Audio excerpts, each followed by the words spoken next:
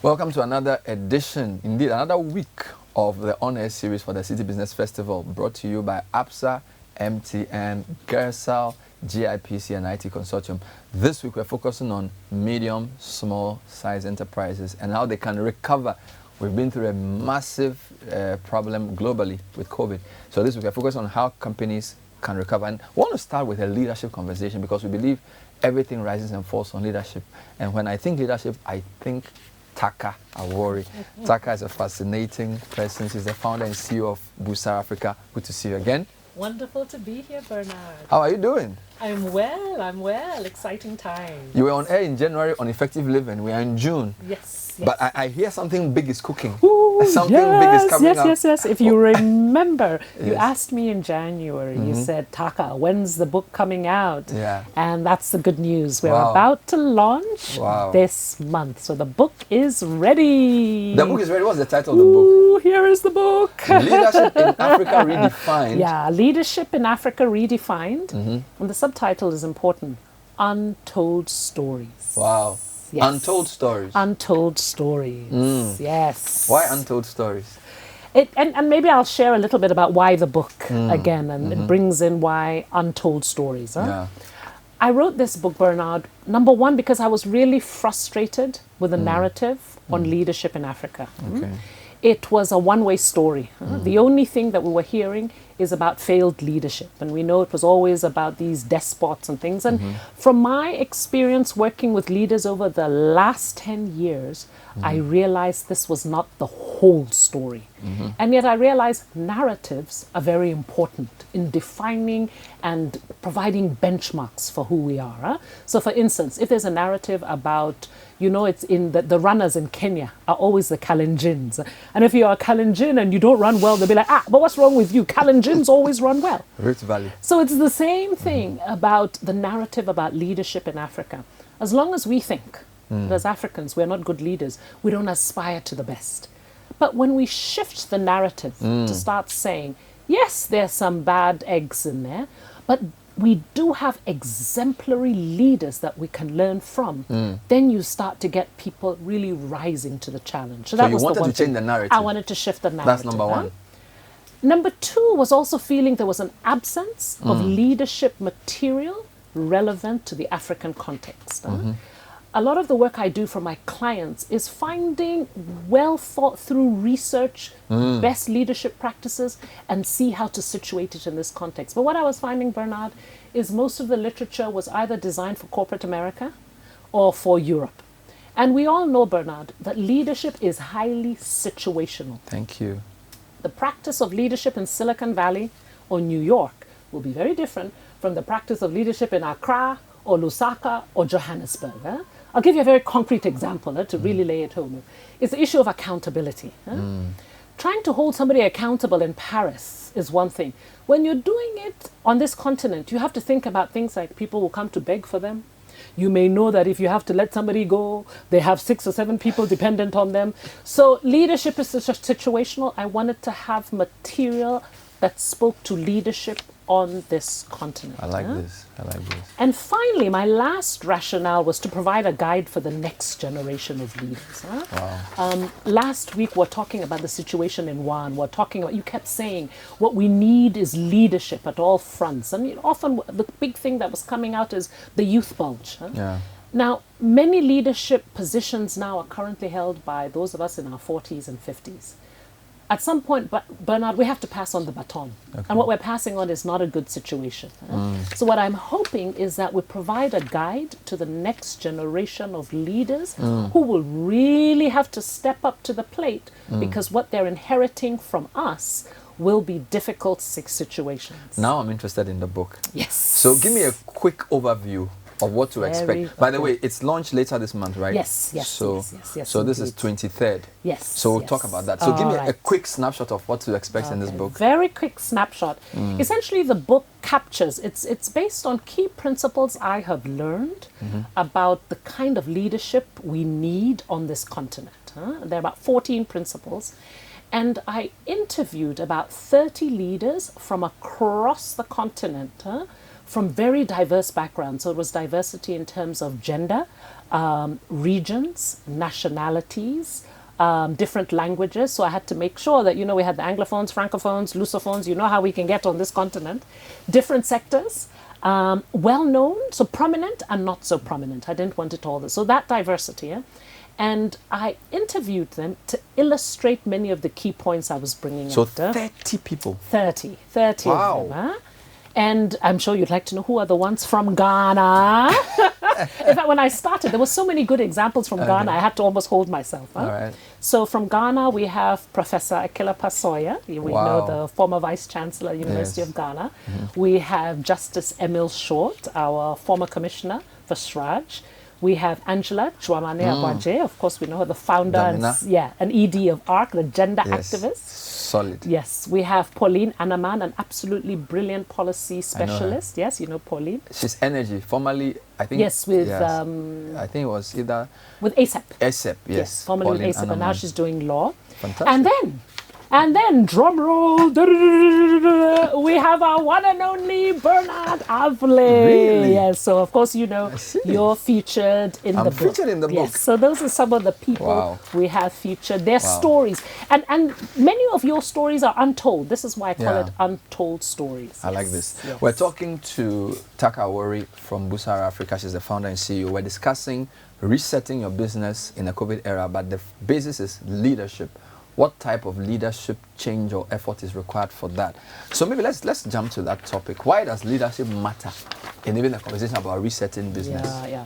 In some ways, you gave the answer right at the beginning of this interview. You said it, and it's a quote I often hear you cite from John Maxwell about everything rises and falls on leadership. And what I've seen, and I think I've been saying this since 2020 when we started having conversations on business resilience, recovering from leadership, is that it's very hard for your business to grow beyond your growth. So if resetting your business is growing again, bouncing back, it'll be highly dependent on you, particularly if you're talking about a medium-sized enterprise or an SME. Because leadership in those spaces really matters. Let me give you a concrete example. Previous week, you were talking about going through digital transformation.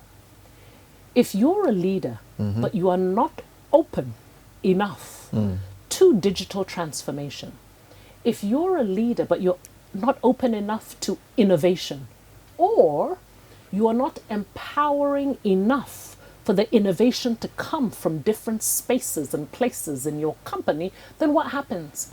You are not able to transform to actually reset your business post-COVID.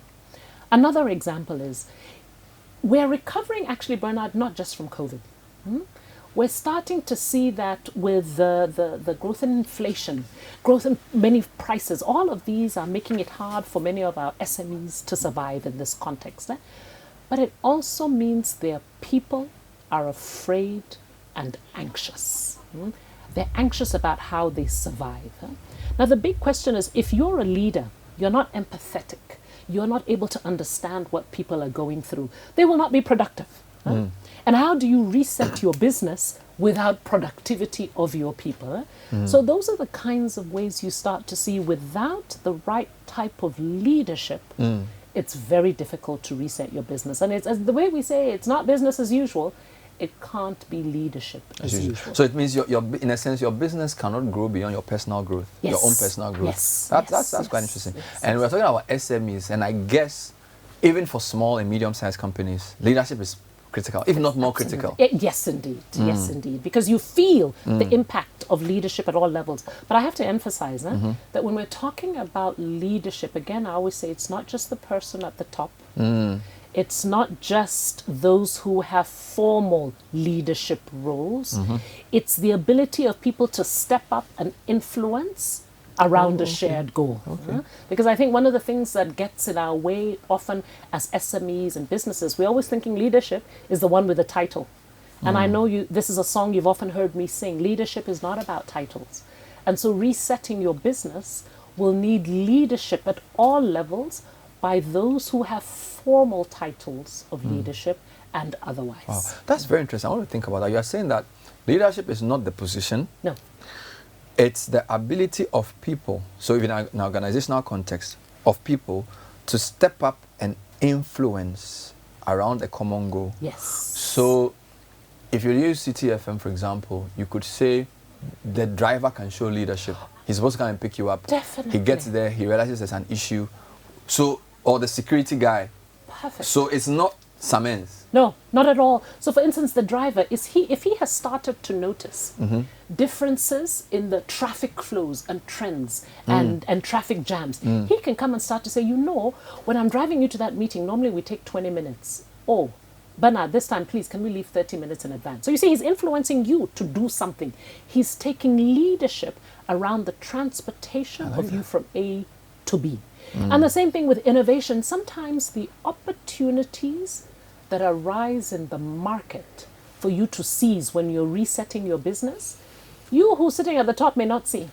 It might be your people in the front line who are seeing the different changes and needs of your consumers or your clients.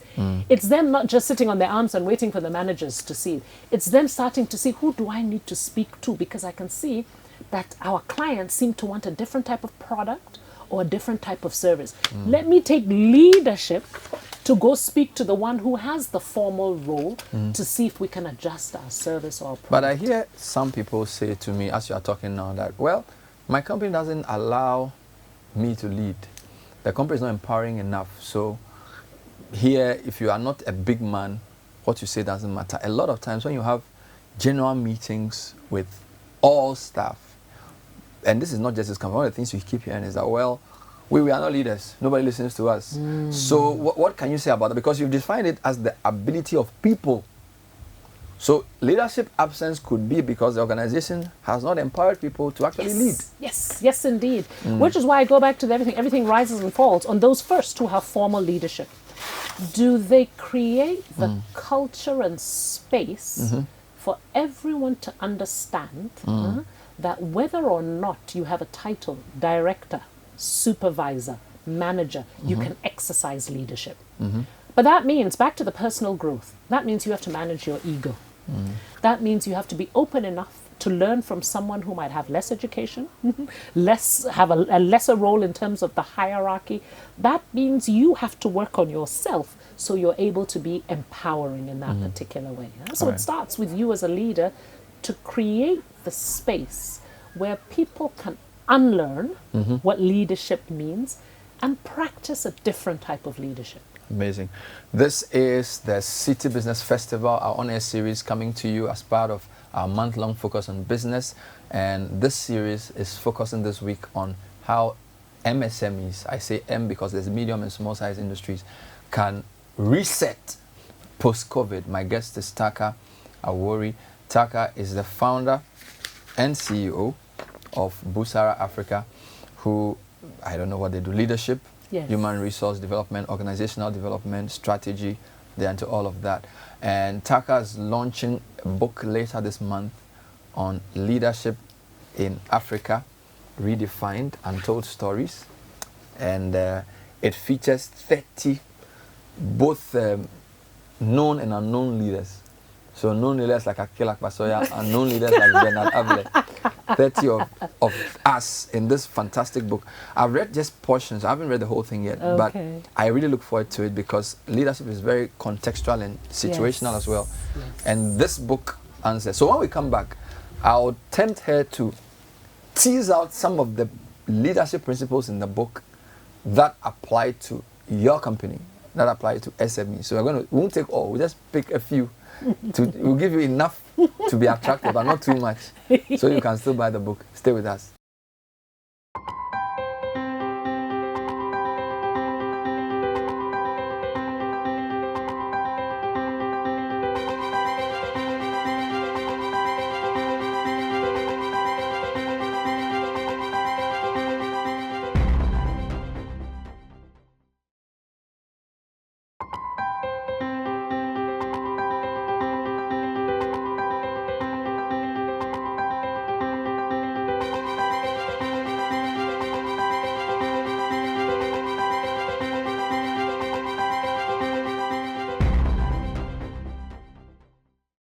welcome back. This is the City Business Festival, and this is our on-air series. Second week focus is on how your business can recover from COVID. My first guest for the week is Taaka Awrori. She's the one we talk to when it comes to leadership, when it comes to organizational development, human resource management, strategy.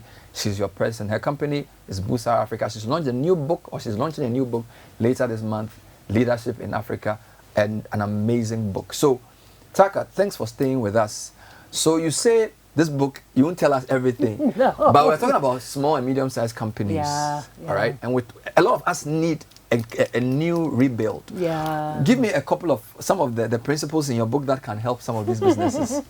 Well, as I said, I'm not going to do so spoiler alert, so I'm not going to give you all 14 principles, but let me lift up 3 of them, which I think are particularly relevant in the context of MSMEs, resetting and rebuilding post-COVID, post everything that we're going through. And the 3 are around embracing failure and building resistance, understanding value and empowering others, and the 3rd is leading change. Okay, let me just go through each of them really quickly. Embracing failure and building resilience. Resilience. So with the first one, it's recognizing, and I know you've also seen this, but I don't think there is one business person you know who, for every success they have had, does not have 10 failures. Oh Lord. To go along with it. I'm in business and I know how it goes. It's not a straight line. It's about the valleys and the highs. In the book, I give the example of an amazing woman, Karine Bokovo. She's a successful entrepreneur who runs an SME in Benin, and they do fruit and vegetable processing.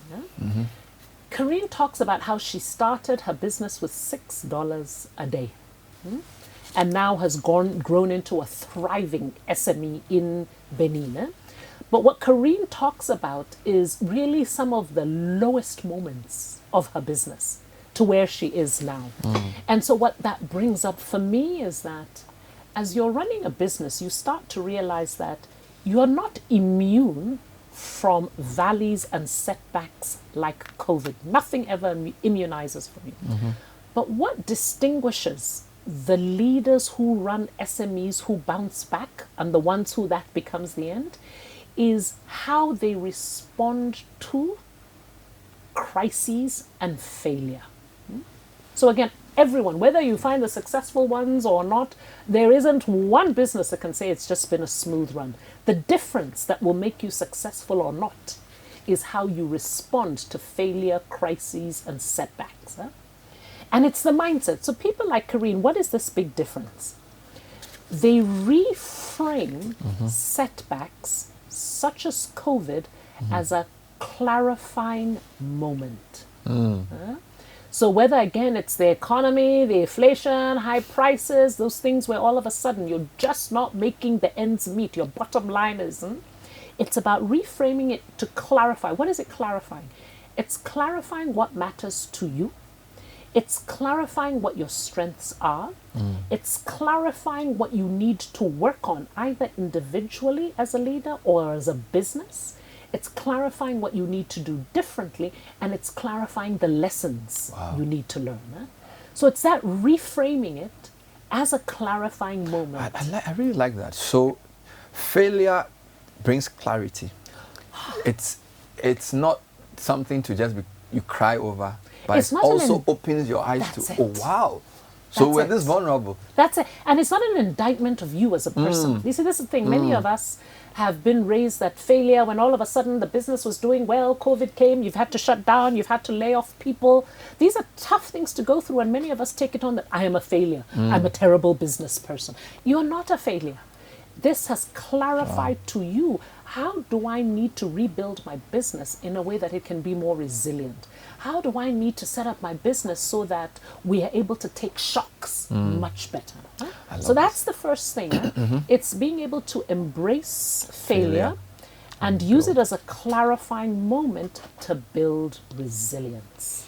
So that's the one principle I say would be really key in terms of resetting your business. Okay. So that's let's go to the second one you will give us. The second one is about understanding, valuing, and empowering others. You could see that just came up even before. Unless you're a solopreneur, where it's just you doing your own thing up and down. But essentially, resetting your business after COVID is not something you do alone. It is something you do with your team. Bernard, I just heard you say again last week, you say leadership is a contact sport. That's it. It's about your relations with others. And what I have seen is that your ability to again empower others, put others first, will be key to resetting and rebuilding your business. If I can share one quick story from you of someone in the book who again was so empowering around this and gave a wonderful illustration of this, is a man called Kader Kane. And Kader is our Patrick Awa of Niger. Okay. Yeah. Okay. So he runs a university called the African Development University, which is the Aseshi of Niger.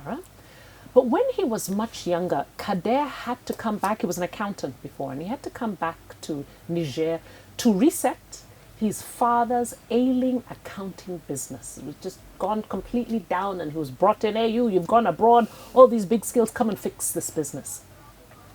And when he sat with the team, there's some interesting things he did. He sat with the team and he said, look, I can't do this alone. I need all of you who have been here for a while. And I need you. We can't do any of this working individually. We have to do it as a team. And when we succeed, it was so interesting. He says, there are certain things I promise everybody. 20% salary increase, other incentive packages as well. He said it might take us 3 years. So he was honest with them. It took them 6 months. Wow. And when he turned the business around, one of the first things he did, Bernard, was to make sure everybody got those raises except him. And that was a big illustration to them that as a leader, he was always thinking about them first before himself, not his profits. And that enabled him to build the kind of social capital to get them now to be willing to be open, to change, to do everything that was required to reset the business. Wow. So that's an example of Like that. understanding, valuing, and empowering others, putting your people first as you reset your business. I know some leaders who are concerned about how much power to give people because they can't trust people. My question is, if you're working with people, is trust something they earn, or do you start as the basis? Oh, fascinating question. I always say, make it easy for people to be trusted. The same way you set people up for success, not for failure. I always start by trusting. But I don't put you in a situation that you're going to let me down. So, for example, if I'm about to give you a task, I'm about to delegate a task to you, I will make sure you have the resources and capacity to do it well. So that next time I don't say, you see, I shouldn't have trusted you all with this particular task. Same thing, if I'm trusting you with resources, financial resources, it's important to have certain types of checks. So I'm always setting you up for success. In terms of resetting your business, the trust factor actually, Bernard, goes the other way. Many times people don't trust their leaders anymore. Because they're like, when things were bad, all of us were let go. You said A, but then B happened. Can we really trust you? Are we safe with you? Is it worth me giving my all for this new business thing you're actually saying? You say we should move in this direction, but who will actually benefit? Will it actually? So the question I would rather ask is not, how can I trust my people? Do they have to earn my trust?